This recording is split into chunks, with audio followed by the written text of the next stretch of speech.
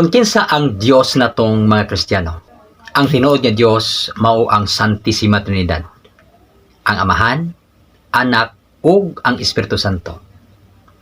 Ang Amahan nahigugma sa Anak ug ang Anak nahigugma sa Amahan. Ug tungod kay Dios man ang Amahan ug Dios usab ang Anak, ang gugma nila sa matag usa Dios usab, ug kana mao ang Espiritu Santo.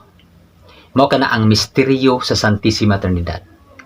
We do not confess three gods, but one God in three divine person.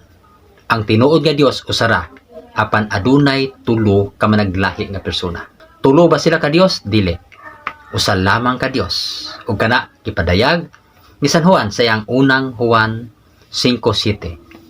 For there are three had been recorded in heaven: the Father, the Word, and the Holy Ghost. And these three are one. Ang 3 are 1 diha mao nay Trinity. Giiksi lang ba, no? Trinitas sa Latin, no? Tres unidad, three unite. Tulo usang Dios. Kita nga mga Kristiyano, ang atong Dios usara, apan dili nato inigar nga kining usa ka Dios adunay tulo ka persona.